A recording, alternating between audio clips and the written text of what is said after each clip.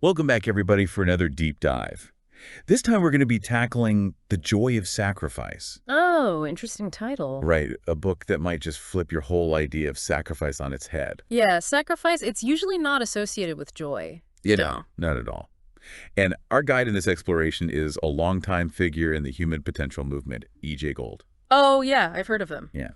He's kind of a shamanic rabbi, you might say, Interesting. who also, and this is interesting, he wrote The American Book of the Dead, which is a modern take on the Tibetan Book of the Dead. Oh, wow. So we're definitely in for a thought-provoking journey here. Sounds like it. Yeah, and what's so fascinating about The Joy of Sacrifice specifically is that Gold lays out a very specific system of 18 sacrifices. 18 sacrifices, yeah. Each designed to help us shed layers of, well, he calls it the psyche.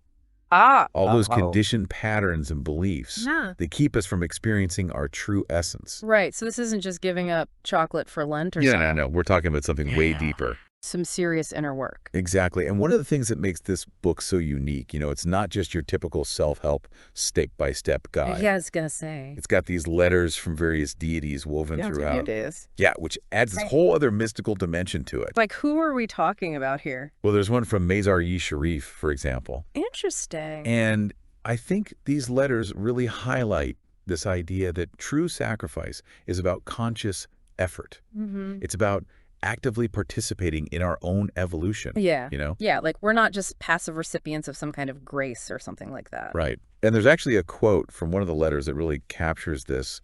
I think it's from one of the first couple letters. It says, "It is true that there are many practices which seem to offer salvation, but in reality, only man can redeem himself." Wow, I like that. It's about taking responsibility, doing the inner work. Powerful stuff. Yeah, and it seems that Gold is very clear that he's not talking about just superficial displays of suffering, Not just self-flagellation. or self-denial for its own sake. Right. It's about a much deeper inner transformation, and that's where I think the concept of the corridor of madness comes in.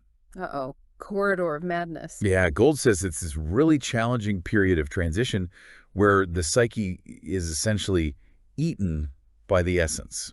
Okay, that sounds intense. Yeah, so imagine, all those comfortable habitual ways of being just stripped away, and you're left with this raw, undeveloped essence. Sort of like a complete breakdown of your old self. Exactly. So how do these 18 sacrifices actually lead us through that corridor? Well, each sacrifice builds upon the previous one, Okay. gradually preparing us for that ultimate breakdown and rebirth, you could say. Got it. Well, there are 18 of them, so we obviously can't cover every single one. Yeah, I would be here all day. But let's dive into a few that I think might really resonate with our listeners.